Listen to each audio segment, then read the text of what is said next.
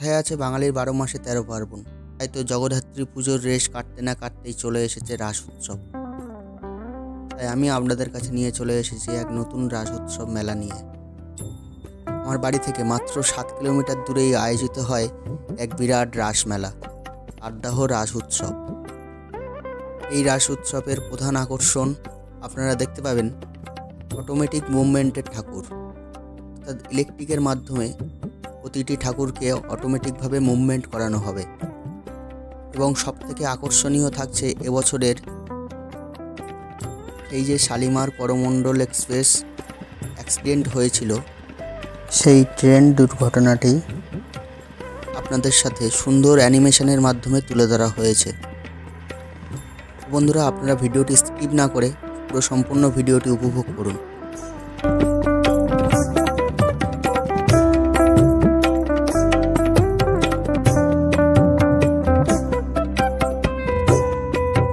আমি এখন চলে এসেছি মেলার ঠিক মেন গেটের সামনে। আপনারা দেখতেই পাচ্ছেন রাস্তার দুধার দিয়ে কত সুন্দরভাবে, কত ব্যানার দিয়ে খুব সুন্দরভাবে সাজিয়েছে।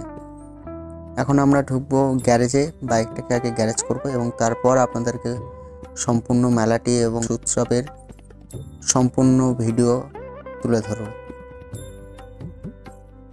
তো বন্ধুরা, এখন আমি বাইক গ্যারেজ করে দিয়ে ঠিক সেই রাস উৎসবের মেন পুজো মণ্ডপের রাস্তার দিকে আমি হেঁটে যাচ্ছি।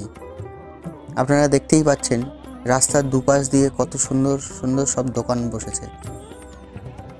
এখানে আছে বিভিন্ন খেলনার দোকান এবং তার সাথে সাথে বাদাম ভাজা এবং বিভিন্ন খাবারের দোকানও এই রাস্তার দুপাশে বসেছে।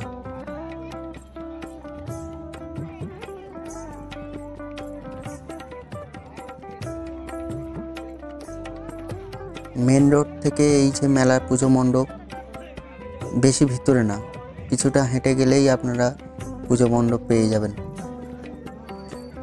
আপনারা ঠিক লক্ষ্য করে দেখুন দুই ধারে কত সুন্দর সুন্দর দোকান বসেছে। বাচ্চাদের খেলনা থেকে শুরু করে বড়দের বিভিন্ন সাজের সরঞ্জাম এবং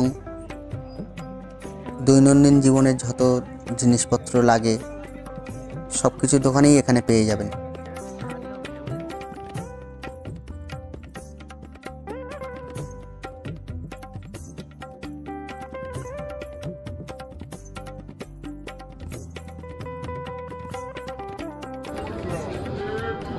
এখন আমি চলে এসেছি মেলার পুজো মণ্ডপের সম্মুখে। এবারে আমরা আস্তে আস্তে মণ্ডপের ভিতরে প্রবেশ করব এবং আপনাদেরকে দেখাবো সেই রাস উৎসবের বিখ্যাত ঠাকুর। আমরা ভিতরে ঢুকেই প্রথমেই দেখতে পাচ্ছি সেই যে ব্রজধামের রাসলীলার সেই সুন্দর দৃশ্যকে তুলে ধরা হয়েছে। আপনারা ঠিক লক্ষ্য করে দেখুন ঠাকুরগুলো কত সুন্দরভাবে নিজের থেকে নড়াচড়া করছে, পুরো সম্পূর্ণটাই ইলেকট্রিকের মাধ্যমে। তার ঠিক ডান দিকে লক্ষ্য করলেই দেখা যাবে একটি সুন্দর ঠাকুরের যুগল মূর্তির মঞ্চ করে রাখা হয়েছে। এখানে শ্রীকৃষ্ণ এবং রাধারানীকে কত সুন্দরভাবে সাজিয়ে রেখেছে। সেই যে রাসলীলার বিভিন্ন অঙ্গভঙ্গি এখানে তুলে ধরা হয়েছে এই ঠাকুরের ছোট ছোট ঠাকুরের মধ্য দিয়ে।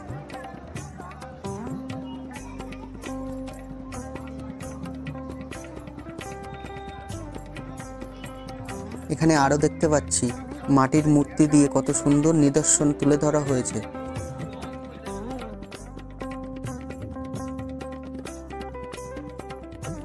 এখানে দেখছেন শিক্ষিত ছেলে বৌমা বৃদ্ধ মা বাবাকে বৃদ্ধাশ্রমে পাঠাচ্ছে।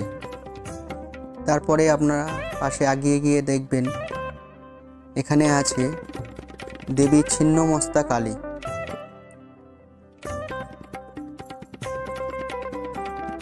তার পাশে দেখতে পাচ্ছি এখানে কালিয়া দমন, সেই যে কৃষ্ণের কালিয়া দমন এখানে সুন্দর নিদর্শনটি তুলে ধরা হয়েছে। এখানে কংসবধ, সেই যে কংসবধ করেছিল তার একটি সুন্দর নিদর্শন তুলে ধরা হয়েছে। এগুলো কিন্তু সবই মাটির মূর্তি। এখানে দেখছেন বকাসুর বধ। তারপর আছে গোপাল ভাঁড় তার মাছ নিয়ে যাচ্ছে মেছো ভূত আমন্ত্রণ করতে। এখানে দেখছেন সুন্দর একটি ভাল্লুক নাচ দেখানো হচ্ছে। এই সবগুলোই কিন্তু মাটির মূর্তি দিয়ে করা হয়েছে। এখানে দেখছেন শ্রী চৈতন্য মহাপ্রভুর একটি সুন্দর মূর্তি এখানে রাখা আছে, পুতনা রাক্ষসী।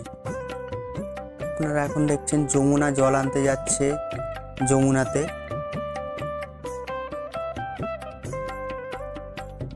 এখানে দেখছেন সেই কৃষ্ণের বাবা কৃষ্ণকে নিয়ে যে কংসের কারাগার থেকে মুক্তি দেওয়ার জন্য যাচ্ছিল, তার একটি সুন্দর নিদর্শন এখানে তুলে ধরা হয়েছে।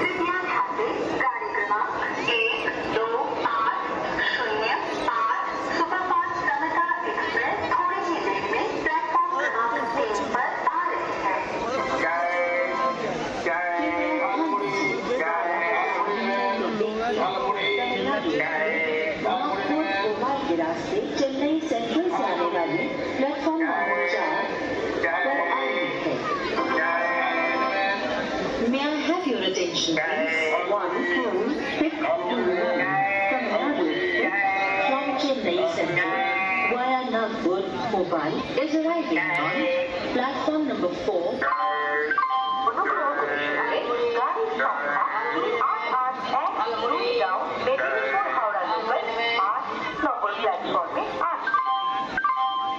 সমস্ত যাত্রী ট্রেনে উঠতে থাকে। প্রিয়জনদের ছাড়তে স্টেশনে এসে ভিড় করেন তাদের আত্মীয় স্বজন, বাবা মা। সন্তানকে ছাড়তে আসে তাদের মা ও বাবা। সাবধানে যাস বাবা। তুমি কোনো চিন্তা করো না মা। বলছে একটা ফোন করে দিই, ভাইকে দেখি, কোনোদিন ও আমাদের ছেড়ে থাকে না। তোমরা কোনো চিন্তা করো না বাবা, আমি সবসময় ভাইয়ের দিকে লক্ষ্য রাখবো। চিন্তা হয় রে বাবা, চিন্তা হয়। কাজ শিখতে গেছে এই অভাবের সংসারে আমাদের সুখে রাখার জন্য, নিজের পায়ে দাঁড়ানোর জন্য।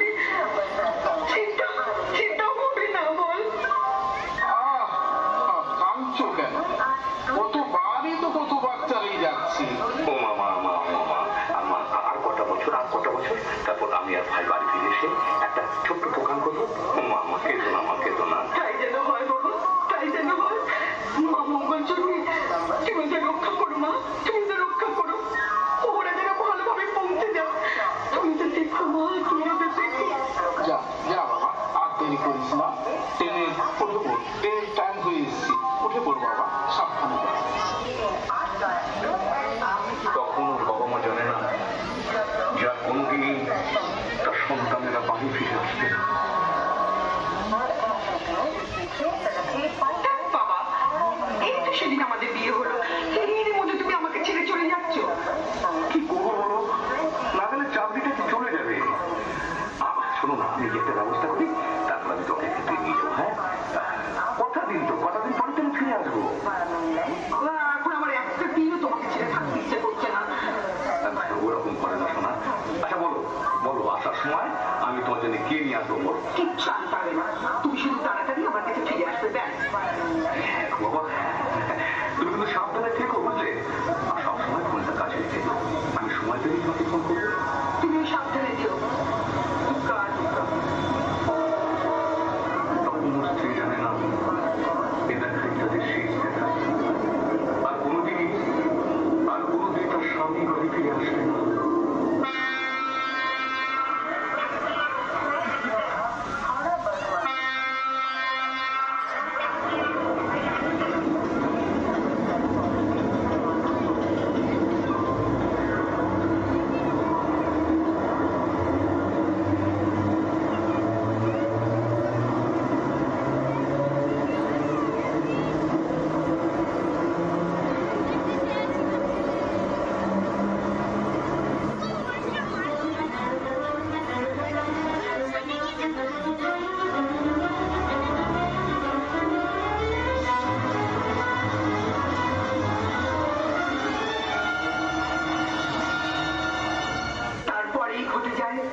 সেই মর্মান্তিক দুর্ঘটনা।